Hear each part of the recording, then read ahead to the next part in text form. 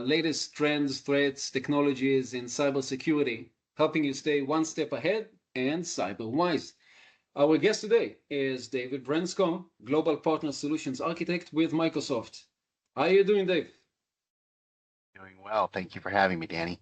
Welcome. Absolutely, absolutely. For those listening and watching, would you mind taking a minute and introduce yourself? Sure. As you mentioned, my name's Dave Branscome, and I'm a Global Partner Solutions Architect with Microsoft. It's my 17th year at Microsoft. Right now, my primary focus is working very closely with partners to help them understand Microsoft security best practices, understand security solutions, help them deploy them effectively, help them understand pricing and things like that.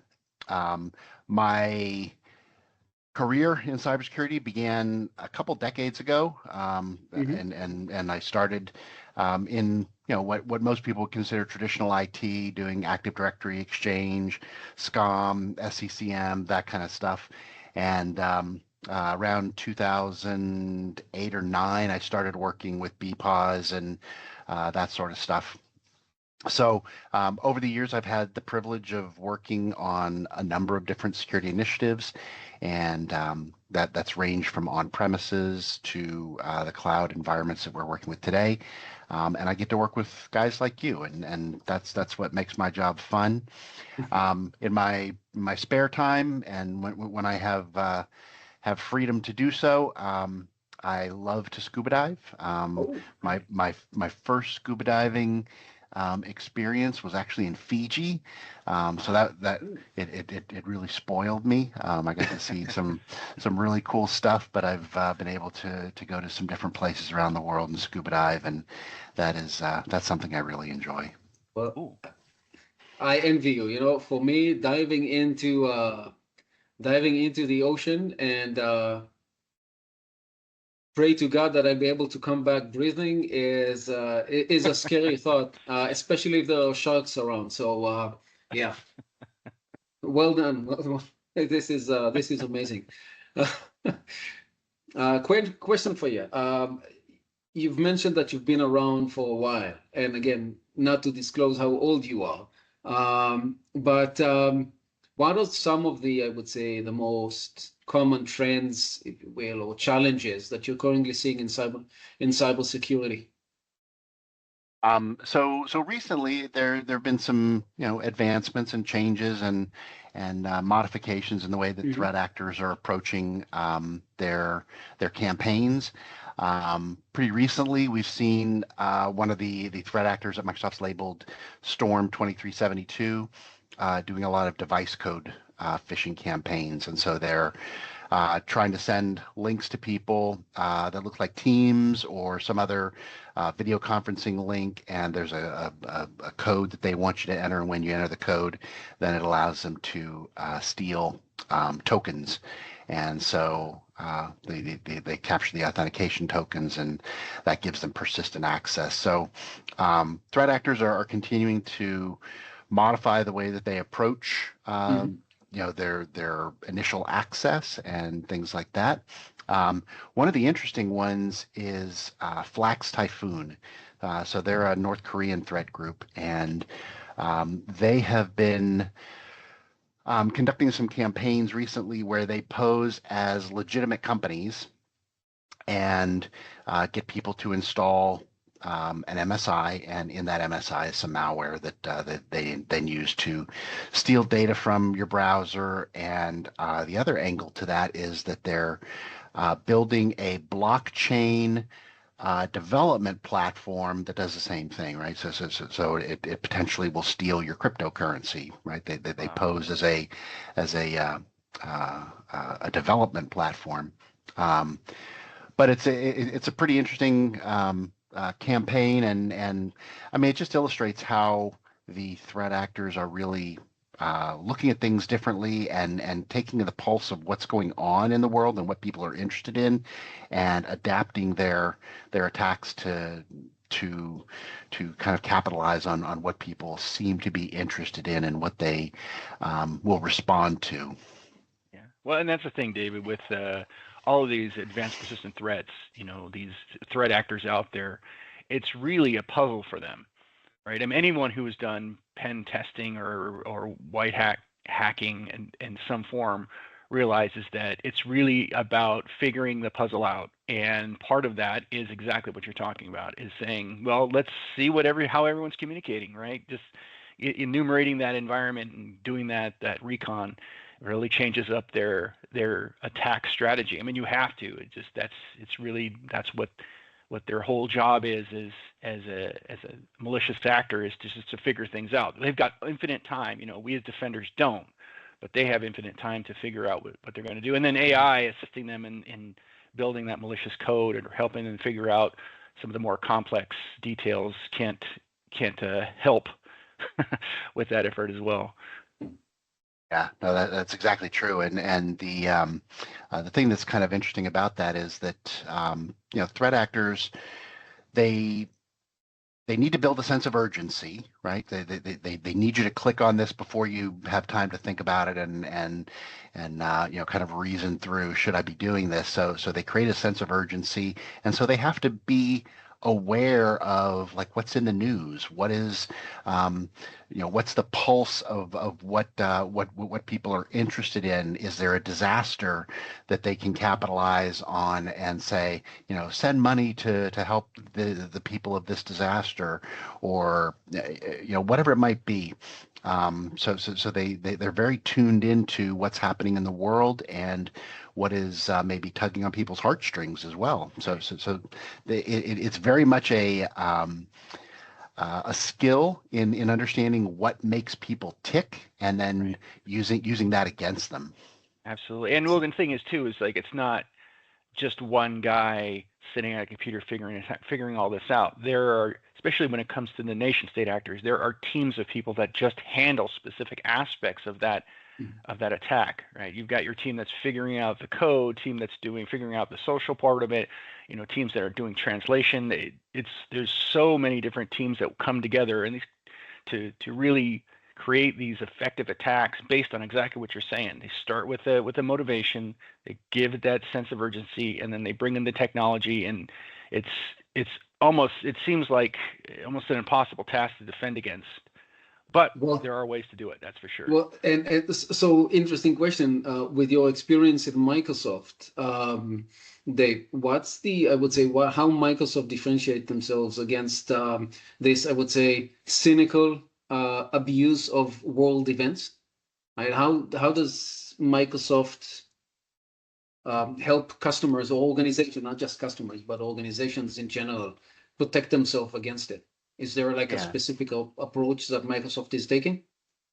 Well, I mean, Microsoft has a very extensive threat intelligence organization, and they do a lot of work in analyzing how the threat actors are operating and what their campaigns look like. So, I mean, we see thousands upon thousands of emails come in every single day that have certain characteristics to them, there's certain words or phrases, and the teams at Microsoft will look at those and say, this looks like an effort to do X or whatever it might be. So there's a human element to it, and that's effective. But by far the broadest approach is to look at the infrastructure of threat actors and block it at the infrastructure rather than having to look at every single email, because that can become it's far more than any human can look at. So if you look at the infrastructure where these threats are coming from, and you can kind of blacklist or block at that level, then you have a better chance of stopping a large majority of the attack before it even gets to our infrastructure.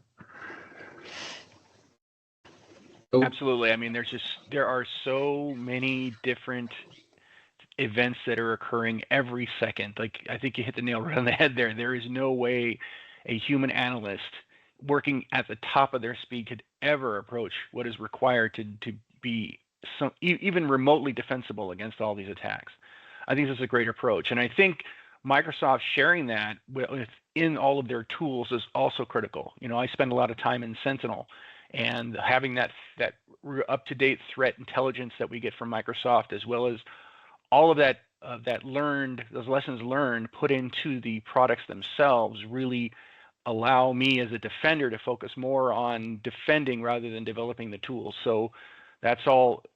That all takes a lot of the effort off of the individual end user and puts it right into the into the hands of the developer like Microsoft to help with that technology, so that the human part is more efficient and that we're able to focus on the things that we need to focus on, like response or looking at governance. There's a lot of other things we could be focusing on. Yeah, and the other thing is Microsoft isn't doing this alone, obviously, right? Right. We work with law enforcement agencies, we work with government agencies to kind of, gather all this information together and say, okay, this is the sum of what we know, and let's approach this holistically and say, let's block all these things, or let's take this action against a threat actor, taking down a botnet or whatever it might be. Right. So it isn't something that Microsoft is doing in a vacuum. We're leveraging our partners as well as government agencies to help. Absolutely, So- that team effort, that's for sure. And speaking of partners, right? Microsoft has a wide range of solutions. Greg mentioned Sentinel earlier. Obviously, the Defender suite, whether it's for cloud or endpoint and what have you. Can you talk a little bit about how partners can take advantage of the wide variety of solutions that Microsoft offer and help their customers be better secure? All day about that. I guess the first place I would start is kind of looking at the families of products, right? So there's six primary families of security. So there's Entra, which is used to protect identity, whether it's human identity or some kind of service account or whatever it might be. Then there's Purview, which is designed to protect data, whether you're talking about data in Microsoft 365 or in Azure, and now maybe extending that into AWS and GCP and even on-prem. There's Intune, where you're protecting devices, end-user devices, and protecting the endpoints in an organization.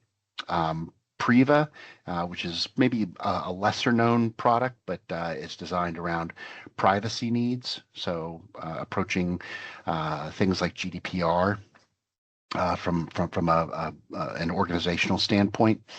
Then you have Sentinel, which Greg talked about, and then the Defender suite. So, and then the Defender suite by itself is enormous. I mean, we typically think of like Defender for Endpoint, Defender for Office as being the big ones, and that's true. But there's also Defender for Identity, there's Defender for Cloud Apps, Defender for Cloud, and then under Defender for Cloud, there's probably another 20 products under there that help you to secure your Azure and AWS infrastructure. So just about any type of technology that you're trying to protect, Microsoft has built a product around that, and that comprehensive approach to security helps customers because as different Microsoft speakers and writers have pointed out, attackers live in the gaps. So when there's a gap between the security in your email platform and your endpoint platform, that's where attackers can sneak in and become invisible or go invisible. Even if you catch them in your email platform, they can go invisible when they move to the endpoint, and you have to find them all over again.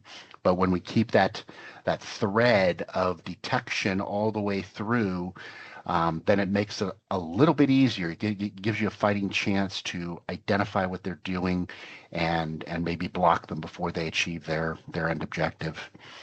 And David, that's why I think it's so critical that Microsoft seems to be moving to this unified security platform when it comes to Defender and Sentinel and Copilot for Security, that we have this one place where you can have all of these tools you can look at them and manage them all in one spot. So if I have an attack, multi-stage attack against my network or against my environment, that I have one place I can go to to triage all of that information and see where I have my best defenses set up for whatever attack is happening. And I think that's a lot of the issues that especially SMBs, smaller businesses have, is that they'll have all of these third-party disconnected security tools, and rarely do they talk to each other efficiently. So I think Microsoft's approach to have a platform where all of these integrations come together seamlessly, and where you eliminate the gaps, where you reduce complexity, in systems that on their own are very complex. However, putting them all together into a single seamless unit can go a long way to help those who don't have all these resources like SMBs, or the people to sit there and the teams of analysts just to analyze, to help identify threats, triage, and figure out what to do next. That's been the nirvana for so long that security teams have been looking for, right, Greg? Is that every vendor says, one pane of glass, Right. and that's rarely the case. It's one pane of glass for their product, right? but right, but that doesn't exactly. mean it's one pane of glass across the ecosystem within the customer's environment. And when I first saw the what we're calling the one SOC portal, where you've got all your defenders and Sentinel and everything kind of in one spot, I was like, finally, this is what we've been talking about for a long time. And it's easy to underestimate the value that has. And what I was thinking about as you were talking, Greg, is that attackers, because they're using automated tools and they've got a methodology for how they approach things, they move fast. Yes. Right? I mean, we're not talking about hours and hours. We're talking about minutes. Right. And the minutes it can take to pivot from one vendor's portal to another vendor's portal and reorient yourself can mean the difference between winning and losing. Right. And so taking that complexity out of the picture is a huge advantage for customers in being able to stop threats before they become, very serious within their environment. So I 100% agree with you, Greg. Yeah, absolutely. And that's, that correlation, that translation between types of defensive tools. I mean, again, if you're using something like a third-party SIEM that's not Microsoft native, then you've got to translate, right? And that's not just from Microsoft to other devices. That's devices or other tools to other tools. So if I'm using, 15 to 20 different security tools, and now I have to translate their languages, I have to translate what even severe means, or low, or moderate, or medium when it comes to an attack, and then trying to correlate everything together is just insane. Even if you had a team of analysts, like I came from the SOC world, and I know just exactly what you're saying. It's that switching back and forth, and that's assuming everybody is familiar with every single tool that you have. And usually it's like, hey, who knows more about X? Who knows more about Y? It's trying to figure that out. And in those moments, in that minute, that's where, again, like you said, the attackers have the advantage, where they can then move laterally. They can escalate privileges. They can establish that persistence, and then they're out. And then we have the responsibility to figure out, are they truly out? Then we have to bring on forensics, and it's a whole nightmare of issues you have to deal with when you don't have a singular source somewhere you can look to get that quick picture to start triaging and build that narrative of what's happening. Well, it's interesting because I think the statistic shows that nowadays organizations would have on average probably an access of 50 different security solutions running in their environment, right? So you definitely need that approach of like the true single pane of glass to watch and to watch your environment, right? Because many customers either are on-prem with cloud or even multiple cloud environments, right? So it's just too hard to track everything. But I want to take a step back before we're talking about technologies and this vendor or that vendor from solution. But there is a concept, zero trust. So for those listeners and viewers of ours of this episode, Dave, do you mind talking a little bit about this, what it means, and why organizations that are just thinking now about security, why before they're even looking at vendors and solutions, why they should understand what zero trust means and how they should apply it on a daily basis?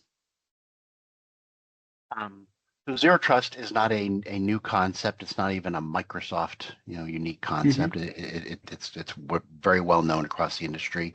But from Microsoft's standpoint, we view zero trust as a security model that operates on the principle of never trust, always verify. So it means that no entity, whether they exist inside the network or outside the network, is trusted by default. So instead, what we're saying is every request to access a resource is authenticated, it's authorized, and it is continually validated. So that approach becomes really important, as we've been talking about in today's landscape, because it reduces the risk of breaches by ensuring that even if an attacker is able to gain access to your network, they can't necessarily be successful in moving laterally within the network without being detected, right? It's kind of unrealistic to believe that you'll never be breached, but what you can do is detect once they're in and put a stop to that.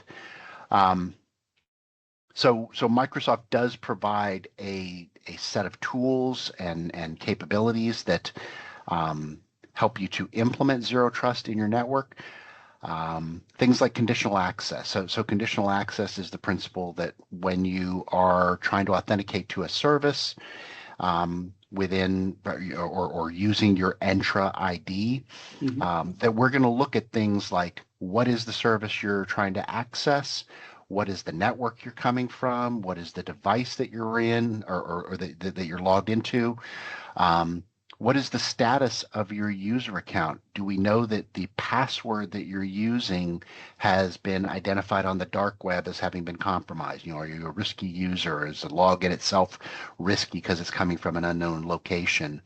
And then applying policies to that based on all these conditions to make sure that you should actually be granted access to that resource.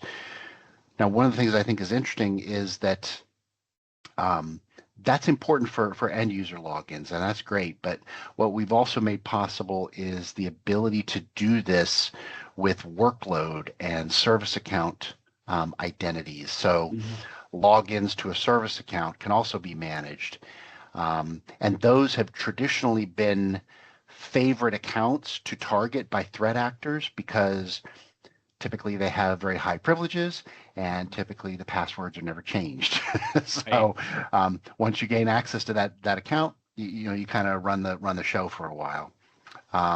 So conditional access is great. But there are circumstances where we even need to look at the identity on a continuous basis. And so we want to make sure that they continue to be a trusted entity within our network. And so one of the features that has been rolled out in the recent months is called continuous access evaluation, where we're checking over and over again the state of the user's login, the location that they're logging in from, to make sure that they still meet the criteria where they can be trusted. So, zero trust is not a thing. It's not like you can go to Microsoft and say, "Give me 6 SKUs of zero trust," right? That doesn't happen. It's a framework. It's a set of principles, and I mean, I don't know if you were going to talk about it, but it's a set of end user education ideas as well. So it's more than just the technology. There's also processes and people that come into play. So I would say it's more of a organizational way of life rather than a destination of at the end of a process. Exactly. Yeah, and I think it's also important here too to understand that when you're looking at security, it's great to say we have all of these things available, all these tools available. But if you don't have a principle that guides you on these things, right? Here I am, a security guy, and I may be alone. I may even just be an IT guy who's responsible for security.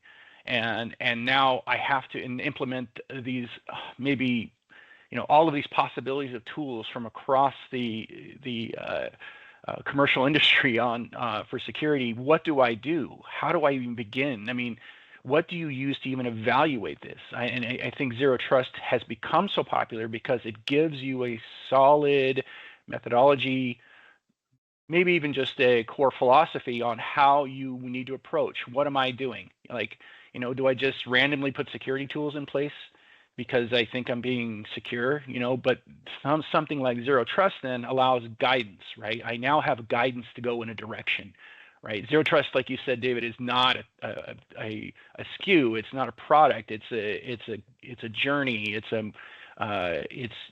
being able to take your environment from something that's not secure to something more secure, and it's always on that journey that we tend to have that discussion, right? So I think it provides a solid way for anyone who's responsible for security to start to have a direction to go. So Microsoft just makes that a lot easier by saying, look, part of what Zero Trust does, it's this constantly verifying. How do we do that? Well, we have some tools to help you with that, although you're not arrived at Zero Trust land and welcome to the warm water. It's really now just what's the next step for us on our becoming more secure and moving down the path to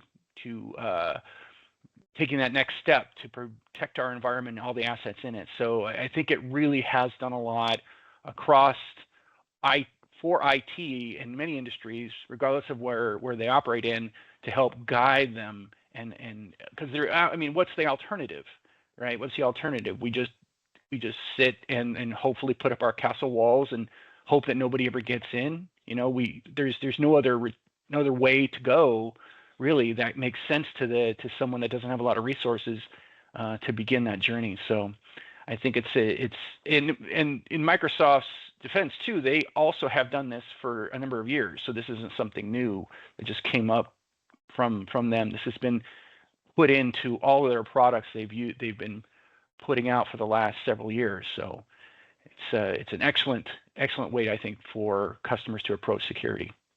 Yeah, I mean, it has taken on a measure of urgency in the last couple years for a couple reasons, right? Because of the move to the cloud, that's one big element, and then during COVID, the remote work thing. So right. now we're in this kind of remote hybrid mix of how to connect to your resources, and you still have to apply a principle to how you secure that environment, even though it's changed completely from 6-7 years ago. Right. So that in itself requires that you have a framework that is adaptable to changing conditions, like you were talking about, Greg. It has to be something that isn't a specific technology, but a way of approaching a problem, and that can change as the situations change. Yeah, and I think too, it does help those organizations who are really on shaky ground when it comes to security.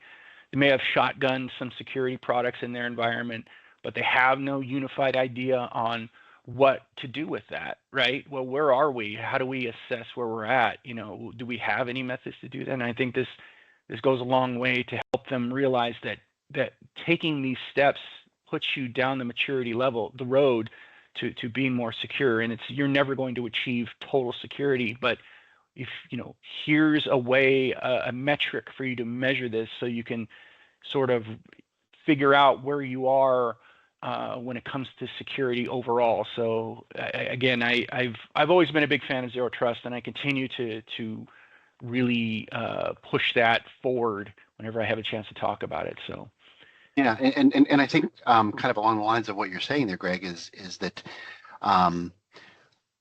having a framework allows you to prioritize things as well. Right. and because we as humans tend to default to what we know, maybe you've got a strength in data security, right? And so every the what's the joke to a carpenter or to carpenter, every problem looks like a nail or whatever. So something like that, right? So all you have is a hammer, everything looks like a nail.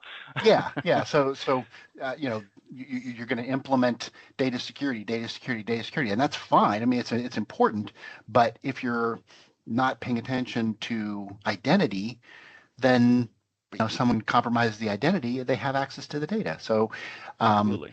Having that zero trust framework tells you what are the things that are important and allows you as an organization to prioritize the things that need to be prioritized and get a bigger bigger handle on security. Well, and exactly that, David, exactly that too, is these businesses these security guys actually are not operating in a vacuum, right? There's no business organization that goes and says, well, security is the core of everything we do, right? That's not happening. What's happening is that organizations have business goals. They have the way that they have some methods on how they're going to achieve their financial goals, their production goals, whatever it is. And then security is the thing that they think, well, that adds value to what I produce, right? Especially if it's something along the lines of data or information. So again, zero trust allows a security person to go, look, here are the goals that the CEO is trying to achieve, right? The board is trying to achieve. And they've come to the security team and we need to help them with this. How do we then, exactly what you're saying, how do we prioritize with all of these different aspects of security with what they want to do? And so just like you were saying, COVID changed everything as far as people working from home. And so if things shift like that in the business where the business structure shifts or the goal shift, security should be flexible enough to move to that next thing. And something like, again, having a framework that allows you to review what's going on in your environment and then select tools appropriate to get you to a certain level is going to be key. So let's take those two topics that we mainly covered so far, which would be a little bit about Microsoft and zero trust. What would you say are the first step or two that an organization that, let's say, bring in a new CISO and that CISO come in and say, we need to implement a zero trust approach to our security in the organization to protect our IPs and the data and even our employees and customers. So what would you say if you're looking at zero trust and Microsoft approach to it? What would you say would be the next or the first, step or two for those organizations to take? Where should they start? I think what you described there is a very common scenario, and I think there tends to be one common problem that I see across a lot of organizations, and that is it's actually one that we have a measure of control over, and that is avoiding looking at things through only the security lens. So you mentioned going to the CISO, Greg. You mentioned talking about what are the business problems. So security teams have to have a set of skills that go beyond your technical skills. You need to understand the business itself. You need to be able to look at the needs of the business and prioritize the things that are going to bring the most value and that are going to provide the best ROI. You're not going to be able to get every single security tool that you want and get them in place. Even Microsoft doesn't have the budget for that, right? So it would be glorious if we lived in a world where money was not an object and end users were grateful to adopt all the security measures that we implemented, but that's not reality. And it hasn't been the reality since we started down this path. So security practitioners have to think like a CISO, like the C-suite. How do I balance the security needs of a business against budget constraints, against the productivity needs of the business? I can't bring the business to a standstill in the name of perfectly executed security. If I can't do that, if I can't make that jump into the business side of things, I'm going to continually be fighting a battle against end users during deployment and against leadership when I'm asking for budget and resources. So, Right. so that's the place to start, in my opinion, Danny. Right? It So, isn't about what technology do I need. It's about what is the problem that the business needs to solve. okay. So how does Microsoft, and again, I come to you with questions about Microsoft because that's your background, right? And we want to learn more from you about Microsoft. So especially for those SMBs, even the smaller organizations that have limited, very limited resources, not just with funds to divest into to invest, sorry, into security, but people, right? How do you find or where Microsoft comes into the picture and tells smaller organization, you know what, we have not just the approach, but we have solutions that can help you get into that mindset, if you will, of implementing zero trust in your organization, even though your resources are limited. So how does Microsoft play into that space? Yeah. So I mean, obviously, a lot of that is going to depend on the licensing that you have, and I'm not going to get Mhm. into the licensing Okay. pricing and features and stuff like that. But the idea is that you'd start with identity. Identity Mhm. has to be the core of where you begin your security journey. Mhm. Again, this is assuming that you've already addressed the business requirements, right? Yeah. But but we start with identity. How do we secure the identities? Doing something as simple as MFA, then maybe advancing to, if your licensing allows it, conditional access, and then progressing down that line of, how do I protect my endpoints? How do I protect my data? If you can look at those three elements, identity, endpoint, and data, then that's kind of the path that you look at and go down as you're implementing zero trust. Those are the three core elements, I would say. I mean, there's a lot of other things that we can look at, but there's it all boils down to those are the three things that attackers are looking at, Yeah. and so it's the three things that we need to be defending. Yeah, and you said you don't want to go into the licensing, and I totally understand. You know, we're probably short on time anyways, and we can talk about it in future episodes. But I would add one more thing maybe for an organization that has Microsoft licenses already. Look at your existing licenses, right? Mm-hmm. Take a look at what security features are built into your license and start by implementing those, right? Activating those, Yes. because there are many organizations out there, according to what we hear, that already have MFA in the license, but they're either not activating it or deliberately deactivating it. So start with those things, right? And if you feel like your license is not up to par with where you want to be according to your business goals and security goals, talk to your partner, or talk to your Microsoft rep or your security advisors, right? See if you can upgrade or enhance the license that you already have in your organization. Having someone come in and do a like a license evaluation of your Mhm. environment is very eye-opening for a lot of organizations because Mhm. a security seller can come into your environment and say, hey, what you need is, sparkly new thing version 2.0, right? And you think, hey, yeah, that sounds really cool. I do need that, but you may already own it, right? You may already be paying for it. Right. Yeah. So having a team of people that understand security come in and say these are the features you have and that you're using or that you're not using might be the first step, right? Yeah. Okay. Well, it starts with assessment, right? Always know what you have, and then you would know where you can get where you can aim and get to. That's Right. and again that goes back to circling back into the zero trust, where it's a process, it's a journey, like Greg said, right? But every journey starts with the first step, and that first step is okay, where I'm at right now. So. Um, as we're kind of looking to wrap up this episode, I want to talk to you a little bit about the future of security. we spoke to a few other experts in previous episodes about AI. And obviously, Microsoft is a leader in that field. So can you tell us a little bit about the recent latest and greatest from Microsoft in that area?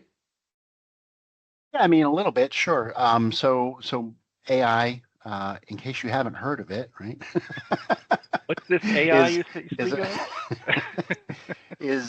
it is a thing, and Microsoft is implementing AI in a lot of the tools that we have. I think it's really, really important, however, to contextualize that and realize that AI needs to have guardrails on it. Yeah. It needs to have guardrails in how it's used, that it's used responsibly, and Microsoft has continually been at the forefront of establishing what those principles should be within the organization and helping other organizations to define how are we going to use AI, in what context we're going to use it, how are we going to check to make sure that it's being that it's doing things accurately. So one of the things, and this is going back before COVID, I was invited to a Microsoft event, an internal Microsoft event in Redmond, and the team that was the I want to call it like the governance council for AI or something like that within Microsoft. We had the chance to talk to them, and one of the questions that came up kind of repeatedly was, how do we stop the misuse of AI, or how do we stop nations or law enforcement agencies from using AI in an irresponsible way, or using it to oppress their citizens and things like that? And Microsoft's been putting a lot of thought into that over the last several years, making sure that we aren't just unleashing a tool into the environment or into the world that can be misused and that has this potential for doing bad things. It doesn't mean it's perfect, but do everything we can to put constraints around it and ensure that it's used appropriately. So I think that's building new AI models and DeepSeek and all that stuff is interesting, but more than anything, I think it's really important to make sure that the whatever technology we're using has some like I said, guardrails around it to make sure that it's not just being used for whatever purpose. I think we Does that make sense? Yeah, well, it makes sense to me, and hopefully to our listeners too. Greg, I think we lost you for a minute, and I'm happy that I'm happy that you're back. Not sure what happened me too. there. Maybe I have no idea. Suddenly I was talking and nobody was listening. It's kind of the story there you of my go. life. Now we're listening. What do you have to say, my friend? I have completely forgotten. But whatever I said was phenomenal and enchanting, and you guys would have loved it. So before we get into, we're trying to finish up every episode with takeaways for our viewers and listeners. But there is a new, I think it's relatively speaking new initiative at Microsoft called SFI, Secure Future Initiative. Can you give us a little bit, like a high level overview about what that is? So Secure Future Initiative is a project that Microsoft is working on internally. It's a multi-year project. It's not something that we're going to get done, in 2025 or, it's several years in the making. And the idea is that we're looking at every piece of our infrastructure, whether it's on premises or in the cloud or some sort of a hybrid variation of that, and saying, is this secured the way it needs to be secured? Because we realize the scale of the threats that are pointed at Microsoft. We realize the trust that customers have put in Microsoft to protect their data and their their businesses, and we take that very seriously. And so we're looking at things from identities to how privilege is managed in the environment, how networks are secured, how data is secured, how we're responding to threats, how we're alerting our customers about threats. All these things are kind of the core principles or the pillars of the Secure Future Initiative. And if you look up Secure Future Initiative online, we provide reporting every couple months about what progress we've made and what changes we've made to our environment to ensure security. And what I think is interesting is that this can serve as something of a framework or a guiding or a set of guidance that customers can use and partners can use to say, this is how Microsoft is doing security in their own environment. Let's apply the same principles to what we're doing in our environment. Again, the idea is use principles. Don't focus necessarily on the specific technology, because the technology can change, and the things the way threat actors operate changes, and so we have to adapt to that. So use the principles and build along with Microsoft using the Secure Future Initiative. That's one of the things that I'm working on within our team, is helping to provide that guidance, and we'll talk about that maybe on a different episode. But would definitely love to have you and learn and hear from you what Microsoft as a whole kind of like achieved during that time since this initiative started, and where do you think partners and other organizations, customers alike, can take some lessons from it to implement in their own environment.